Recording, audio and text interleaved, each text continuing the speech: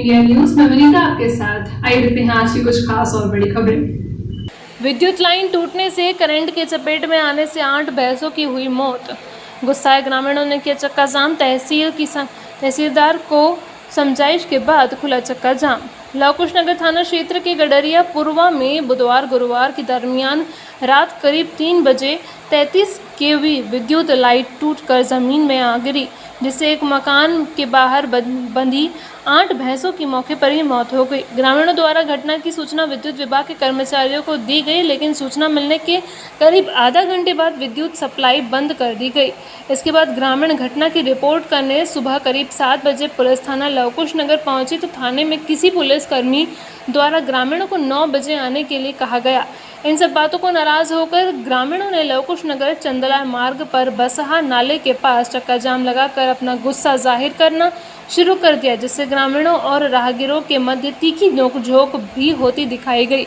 सूचना मिलने पर लवकुश तहसीलदार अशोक अवस्थी, थाना प्रभारी धन सिंह नलवाया द्वारा थाना लवकुश नगर के पुलिस बल के साथ मौके पर पहुंचे, जहां तहसीलदार अशोक अवस्थी की समझाइश के बाद ग्रामीणों ने चक्का जाम हटाया।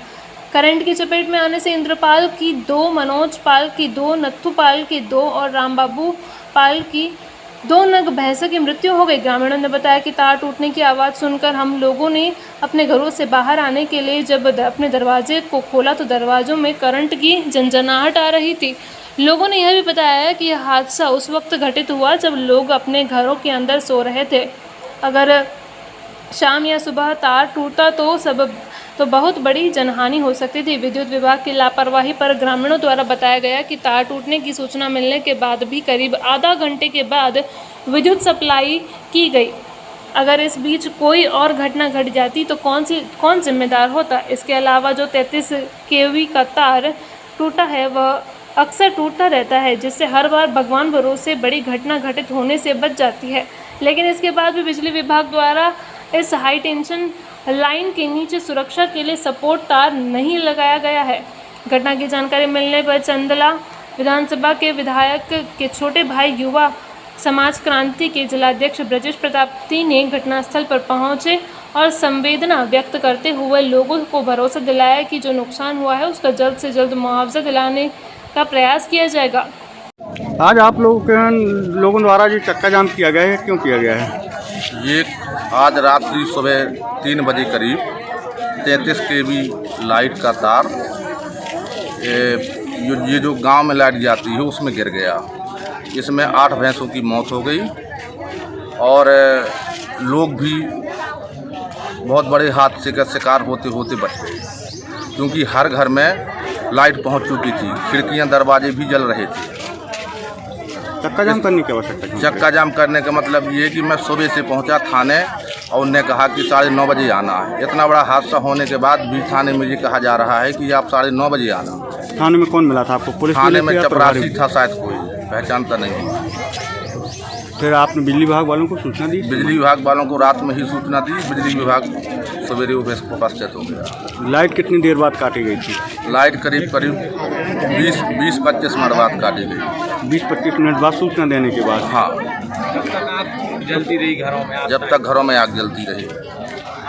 आपको अनशन करने की आवश्यकता क्यों पड़ी?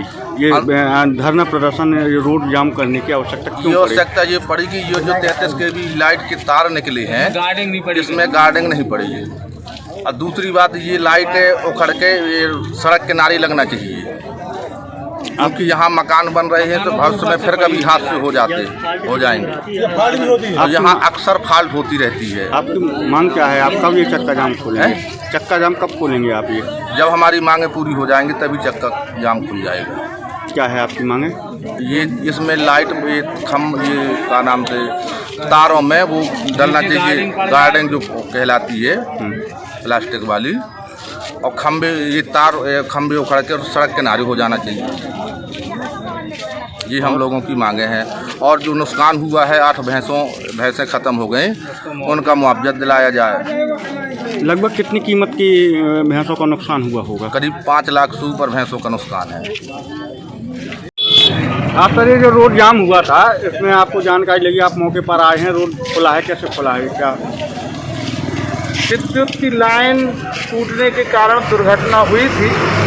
तो विद्युत विभाग के हमारे अधिकारी कर्मचारी लोग सरपंच साहब के बताए अनुसार और लोग ग्रामवासियों के अनुसार यहाँ मौके पर मैं थाना प्रभारी पहुँचे हैं और सभी लोगों को समझाइश दी गई है कि उस लाइन का सुधार और आगे जो भी उसमें और अन्य सुधार कार्य होना है तकनीकी रूप से वो सभी किए जाएंगे और आवश्यक सहायता राशि जिनका नुकसान हुआ है, बड़े दुख की घटना, उनको दिलाने का कार्य किया जाएगा।